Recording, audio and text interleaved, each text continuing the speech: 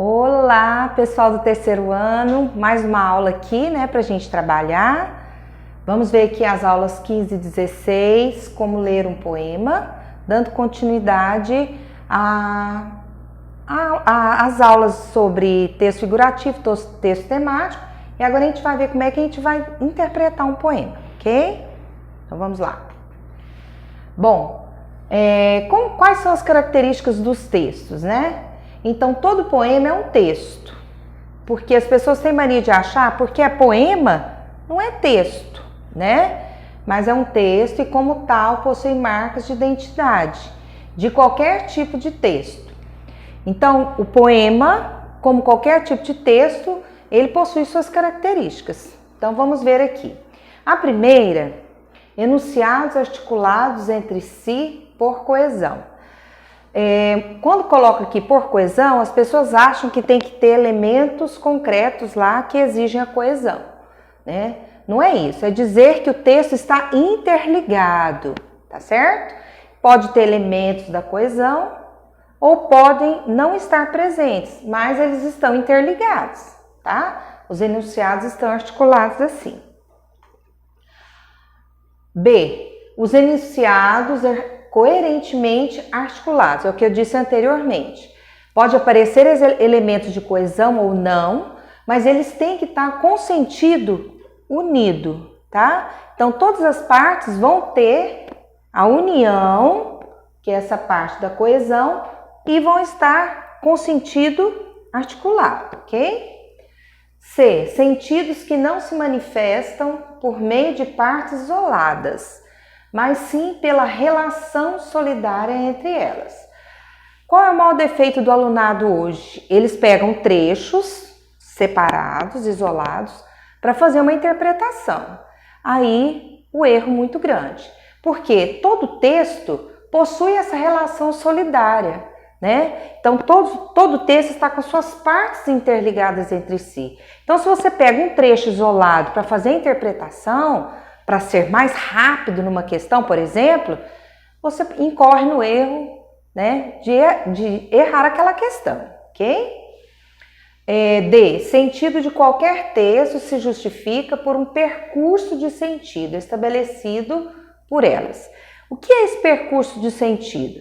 Então, à medida que o texto vai se acentuando, você percebe que ali vai ter um caminho da coerência, do sentido. Então, você vai fazendo esse caminho. Então, isso é o percurso de sentido, tá? Que ele vai sendo construído no decorrer de todo o texto. E o último, né? O sentido de qualquer parte do texto não é solitário, é solidário. Então, se você gravar essa frase aqui, você vai lembrar que isso aqui ocorre em todo o texto, né? Então, a parte isolada não tem sentido, mas as partes unidas, ou seja, solidário, vão fazer com que você compreenda melhor o texto, né? Então, no poema não é diferente, não é porque ele é em forma de verso e que ali nós temos as rimas, nós temos as figuras de linguagem que compõem esse texto, que a interpretação dele vai ser diferente de um texto em prosa, por exemplo, tá? Então, todo sentido do texto vai estar responsável por isso, por ele ser solidário e não solitário, tá? Então, assim, para interpretar o sentido de uma parte, deve-se levar em conta a relação de sentido que ela mantém com as partes vizinhas, é o que eu acabei de colocar para vocês. Então, não adianta você analisar uma parte isolada. Essa parte que você está querendo analisar isoladamente, ela faz parte de um contexto que vai estar presente o que foi dito anteriormente e o que ainda vai se dizer, né? Então, o erro está bem aí na hora de interpretar, né? Interpretar o texto por partes. Pelo mesmo motivo, o sentido global não se apreende a partir de dados isolados. Então, no percurso que eu faço do meu texto, à medida que eu vou construindo aquelas figuras, sejam concretas, né, no texto figurativo, ou sejam temas no texto temático, Então, isso se faz a partir do sentido que eu vou fazendo. Então, eu vou unindo as partes, eu vou montando esse percurso, aí eu monto o sentido geral. Então, tudo resume em que não posso analisar um poema contando com suas partes isoladas, ok? Então, toda impressão que se tem sobre um texto deve ser justificada por um percurso de sentido. Então, não adianta nada eu achar, né, que aquela interpretação está correta, sem ir lá e confirmar através das figuras que vão acontecendo nesse texto. Então, esse percurso de sentido ele vai ser criado por palavras ou expressões relacionadas coerentemente. Então, todo esse percurso vai ser justificado, tá? Com palavras que vão acontecer dentro do texto, tá bom? A primeira impressão sobre um texto pode ser provocada por ressonância entre um trecho isolado dele e uma preferência ideológica do intérprete. Vamos lembrar o que é isso. Aí pergunta-se, por que será que o aluno erra tanto a interpretação de poemas? Não é fácil mesmo, né, entrar no universo do poeta, imaginar como ele construiu aquele texto, mas o texto é feito por palavras. Nós temos ali os signos, né, que é composto da parte concreta e da parte do sentido. Então, isso não dá margem para erro. Então, tá lá, tá escrito. Então, é aí que eu tenho que confirmar através do que está presente no texto, que é a apreensão, né?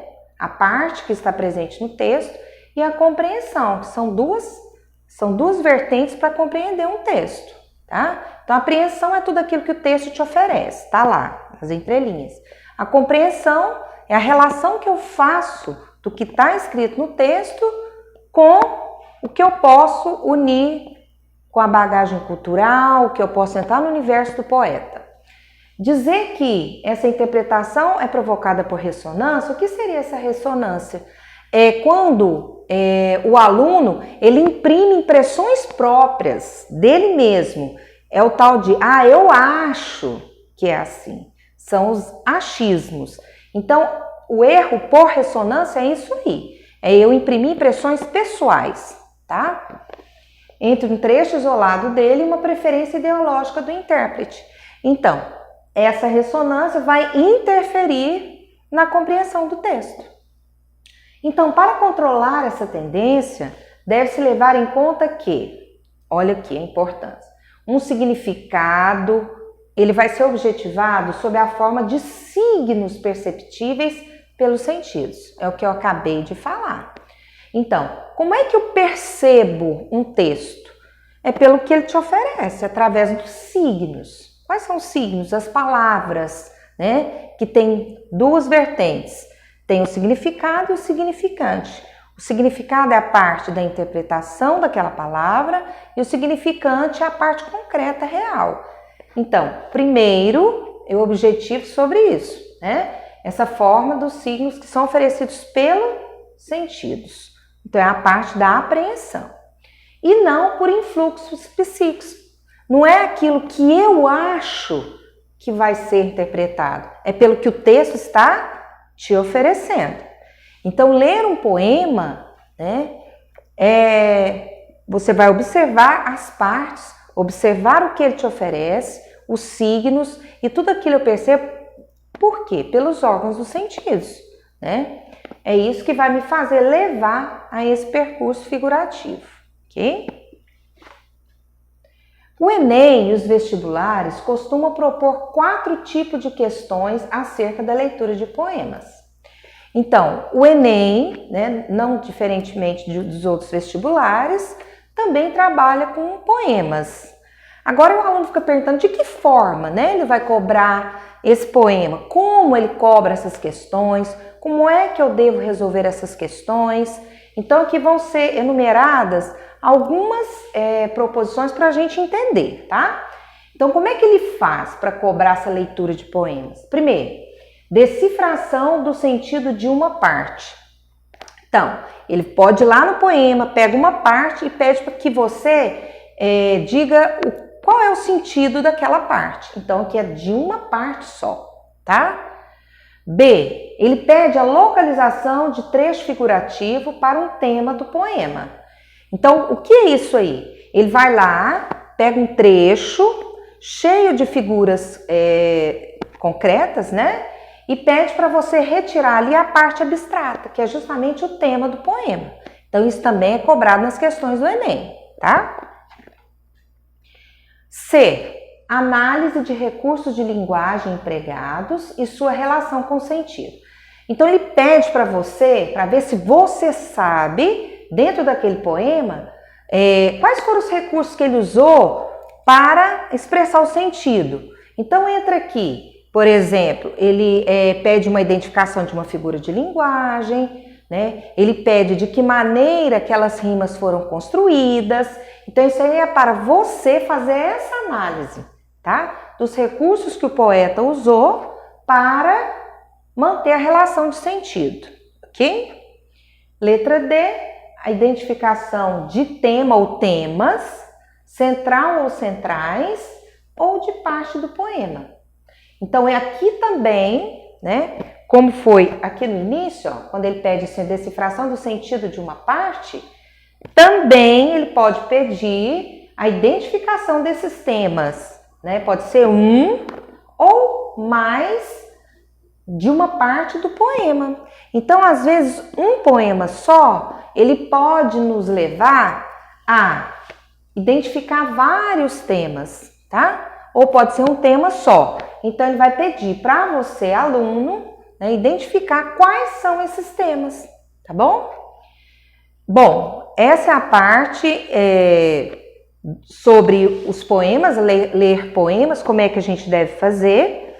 E antes de partir para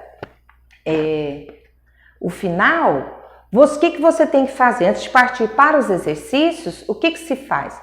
Primeiro, aí você aprofunda, né, seus conhecimentos no livro-texto, que tem vários exemplos lá de análise de poemas para você adentrar, né, entender melhor. Depois, vai fixar o conteúdo com os exercícios da apostila, tá bom?